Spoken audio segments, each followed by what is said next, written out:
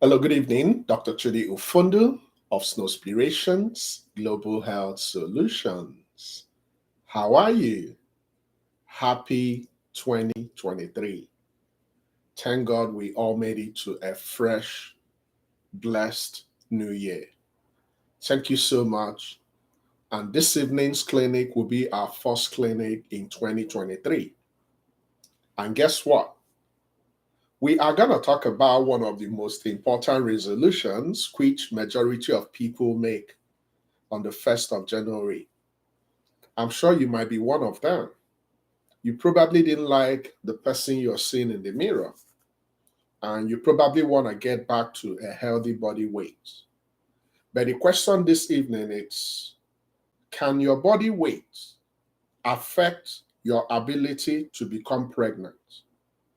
Can your body weight help you to become pregnant or limit you from becoming pregnant?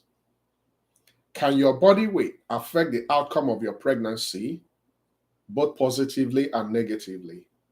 And the answer is yes.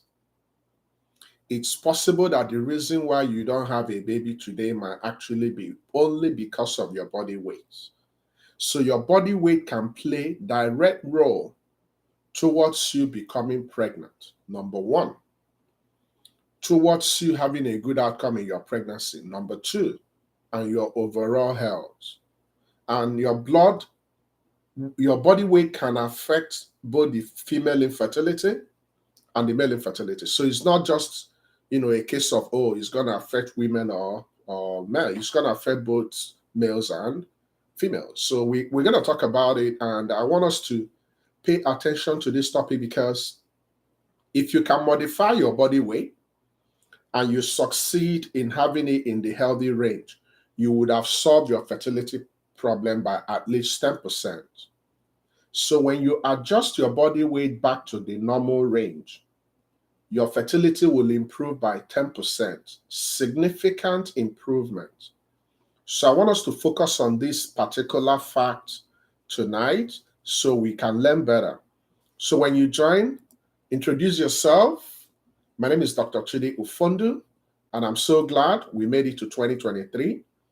2023 is going to be amazing. I'm going to have so many testimonies. I'm going to have so many news, so many new babies to celebrate in our group.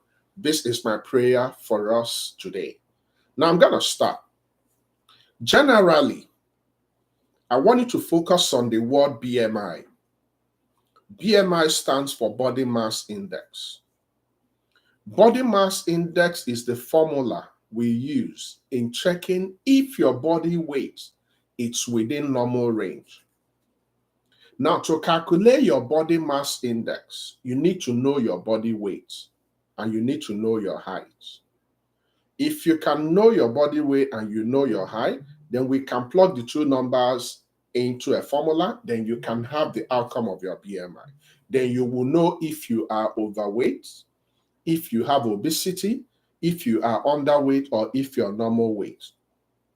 We want you to be within the normal range of your BMI. I'm going to give you the ranges. If you plug your weight on top and you plug your height below through the formula, and you have a number below 18.5, any BMI range below 18.5 is not healthy. Below 18.5 is called underweight. Underweight is a problem. There is a particular reason why God gave women some deposits of fats in the pelvic area. When you lose those fats, you will have problem with your menstrual cycle. You will have abnormalities in your hormones. You might likely not ovulate. And if you don't ovulate, you cannot become pregnant. So there are some women that conventionally, they have eating disorders because they might feel they are overweight or they have obesity. Meanwhile, they're okay. And they will keep going through some processes of having quick fix in their weight loss. And when they do that, they can drop into underweight. So underweight is a BMI below 18.5. Now from 8.5 to 24.9, This is where we want everybody to be, both the males and the females. So once you plug your number in and you're having a neighborhood of 19, 20, 21, very good.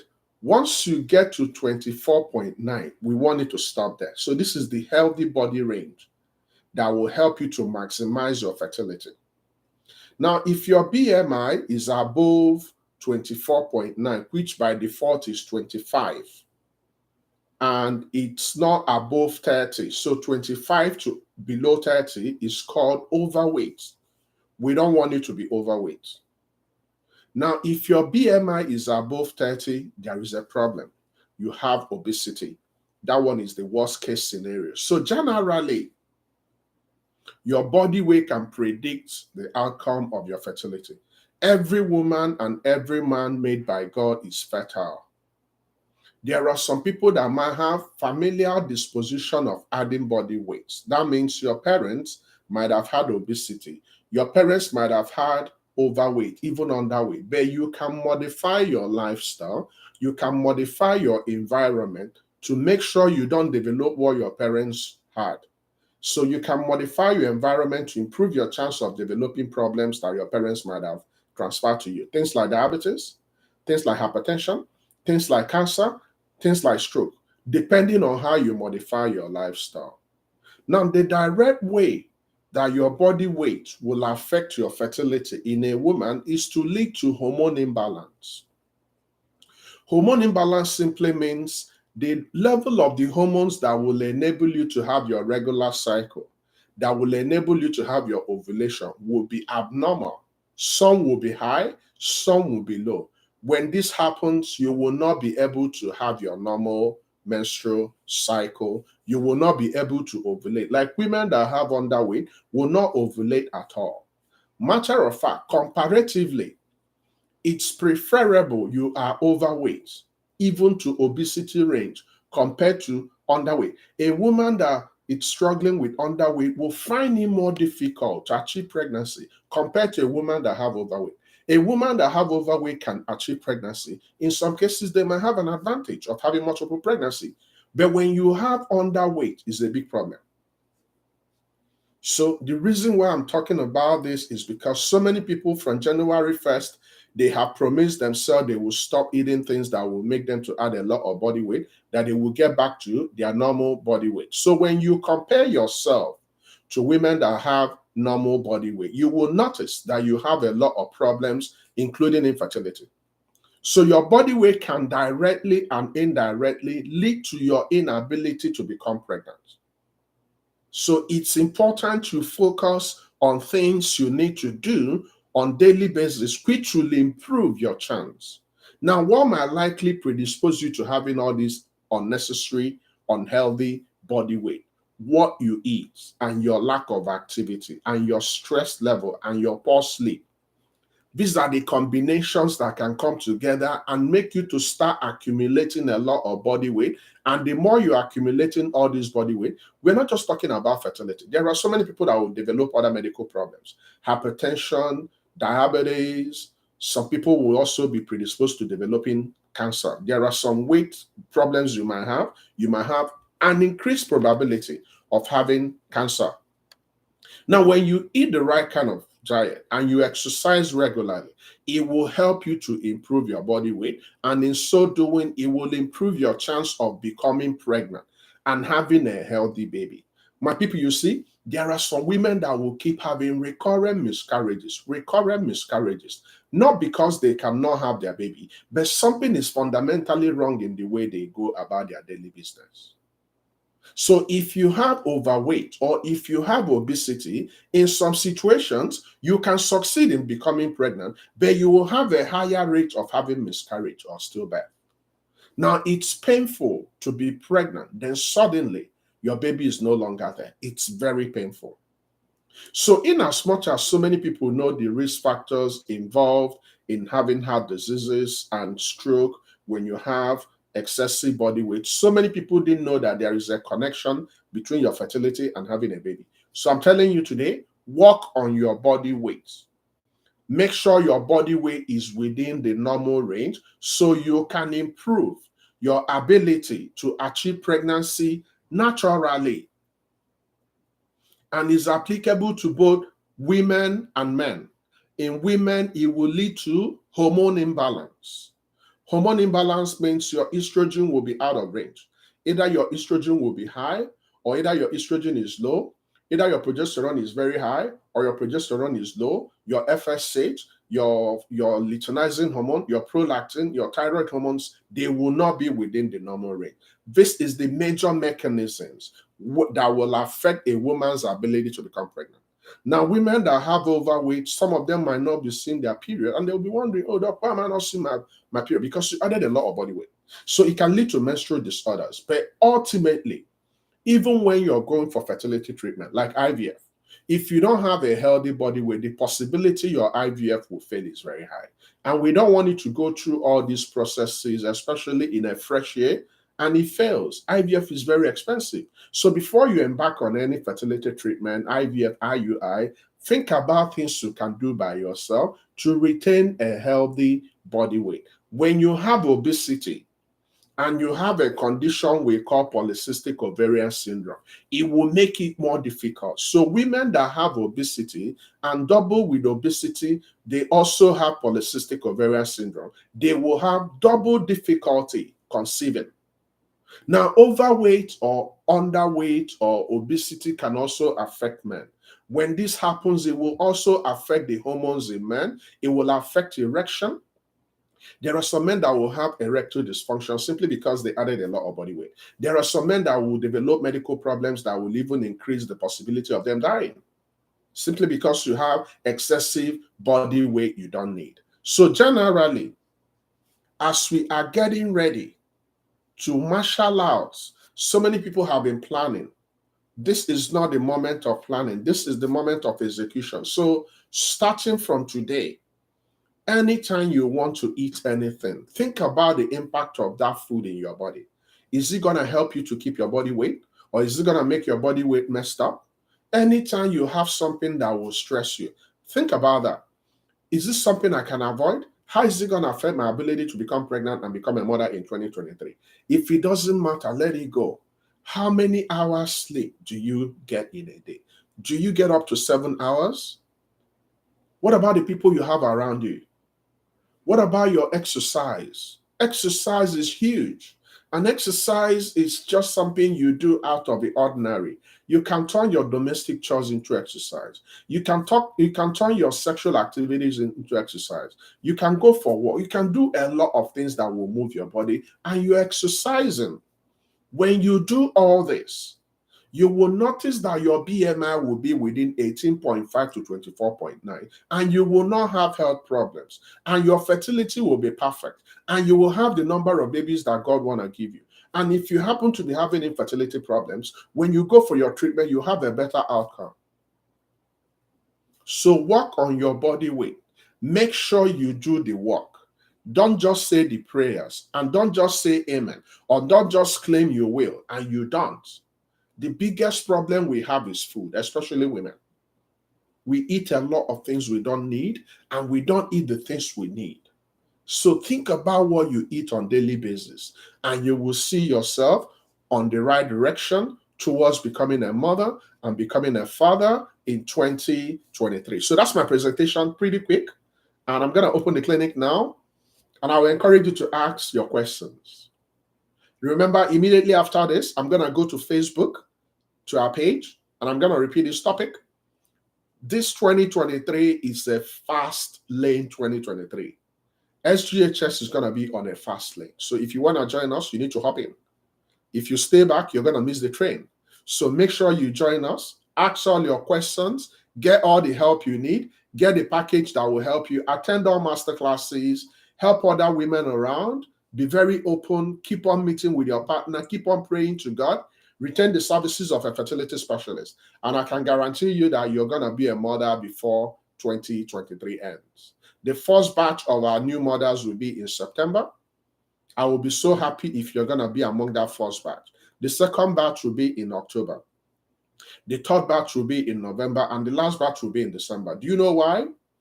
It takes an average of 9 months to become pregnant and conceive the baby, 42 weeks. Our 42 weeks will start around September. So if you can do all the right things, if you can check all the right boxes, I can tell you this, you are on your way of becoming a mother soon.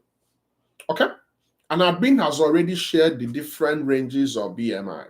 So remember, I want you to be within 18.5 to 24.9. If you can plug your height below square, meter square, plug your weight on top in kg, you will have your numbers. It will shock you what your numbers might look like. It's not a perfect measure, but it will help to position you in the right direction.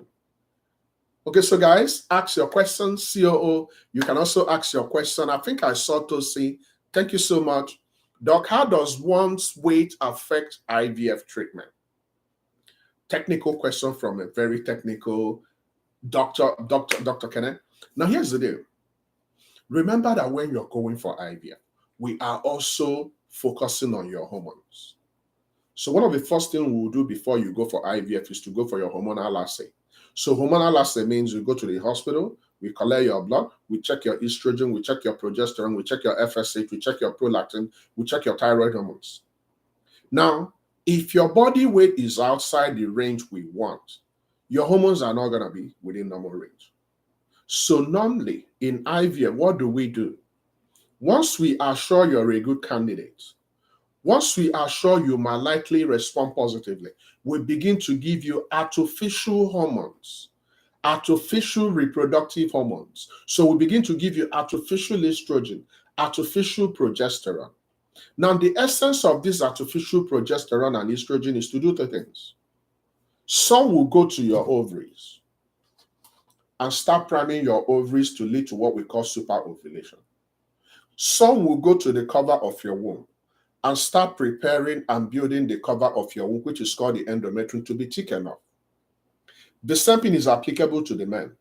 If a man's sperm is good, no problem. We won't give the man anything. The major focus in IVF is the woman. So these are the two major processes in IVF.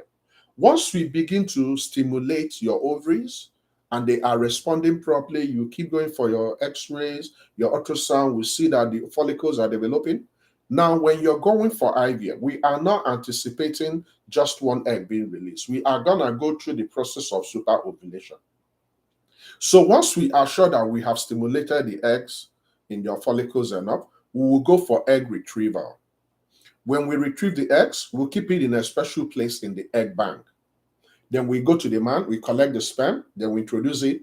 Both of them will form an embryo, then we introduce back into the woman. So if your body weight messes up your hormones, if your body weight messes up your cycle, we cannot conduct our IVF with reliable precision. The possibility it will fail is very high. So your hormones are going to be the central point of tendency in IVF, just like any natural process. So once your hormones are out of range, you begin to have problems. I love that question. Okay? What type of fertility problems do overweight men face? They will likely have poor seminal fluid analysis. They will also have erectile dysfunction. Some of them will also struggle with obesity, which will also affect the level of testosterone. So cumulatively, a man struggling with obesity or overweight will not be able to make love to the partner regularly. So let's start from that technical and mechanical point of view. If you notice, our group is the love-making group. We make love a lot. Now, if your partner is obese, and if it's unfortunate, is truncal obesity. So truncal obesity means the obesity that will focus on the trunks. And the trunks are the area where we have the most important organs in the body, especially your heart. So if your man has truncal obesity, has big belly, where the stomach, the liver, and all those important structures are there, it will affect the hormonal function. It will affect the reproductive function. The man will not be able to have the libido. The man will not be able to have sustained erection, which will predispose him to make love to the partner. And ultimately, the testosterone will also be low. And they will all cumulatively lead to poor seminal fluid analysis. So the possibility that this man might have low sperm count is very high. The possibility the man might have poor motility is very high. The possibility the man might have poor morphology is very high. So directly and indirectly, a man struggling with overweight will struggle with the seminal fluid analysis. And once your semen are not within the normal range, then you will struggle to get your woman pregnant. Very, very important. Okay, I love that question. Your height is 5'1", your BMI is 26. Oh, that's good. So 26, you're within the overweight range. We want it to be below 24.9, remember? So still work on seeing yourself. Let me give you this. I know sometimes numbers can be deceptive. See if you can drop one more point. So see if you can get to 25 and you'll be good. Okay?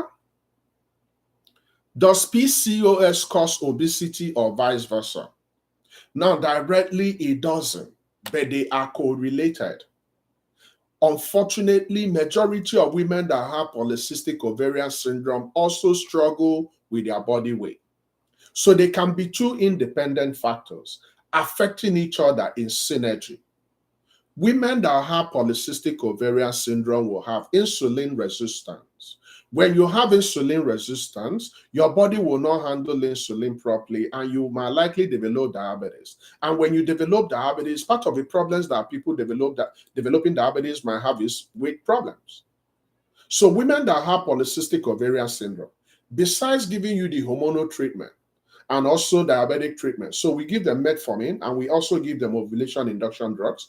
We will also advise you to go and lose your body weight naturally.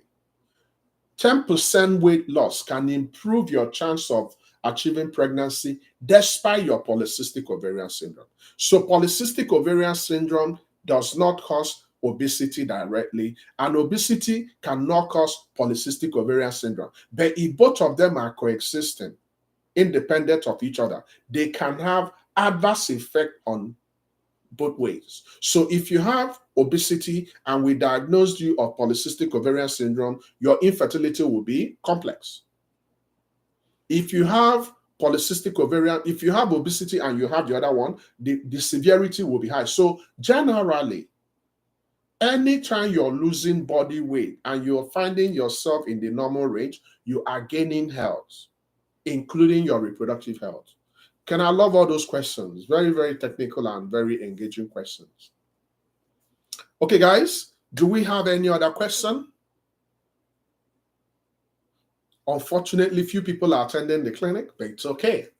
The clinics are very, very important. This 2023, we are gonna just be on a very fast lane. Okay, very fast lane. So keep asking your questions.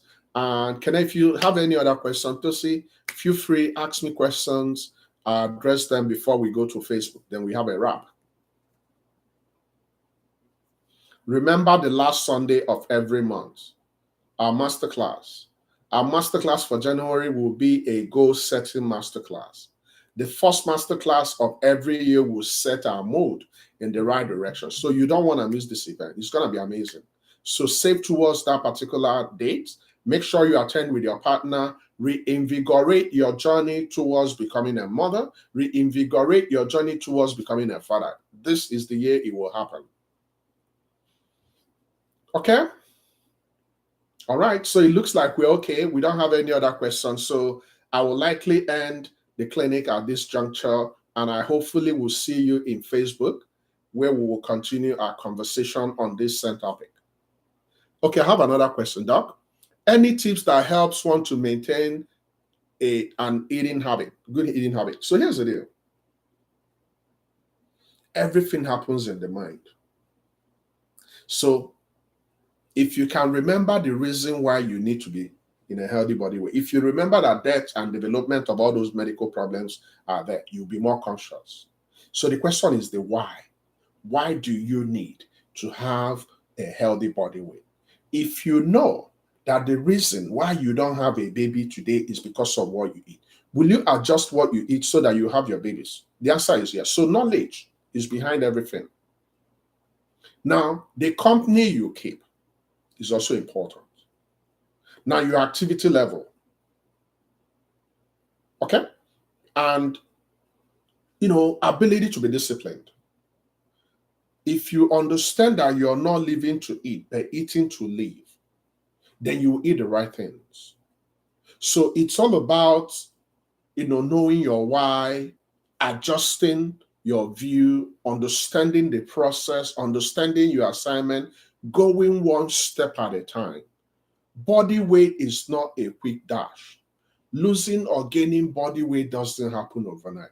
Anybody selling you any pill, anybody telling you you come and lose this overnight, that's not actually healthy. When you lose a lot of body weight, you're putting a lot of pressure in your kidneys, you're putting a lot of pressure on your liver, which is not healthy. So it's a marathon, it's not a dash. But everything you do on daily basis will help you. The company you keep, the kind of conversations you have, the kind of colleagues you have, the kind of food you stock at home. The problem is not eating. The problem is what we eat and the frequency and the quantity of what we eat, because you need to eat.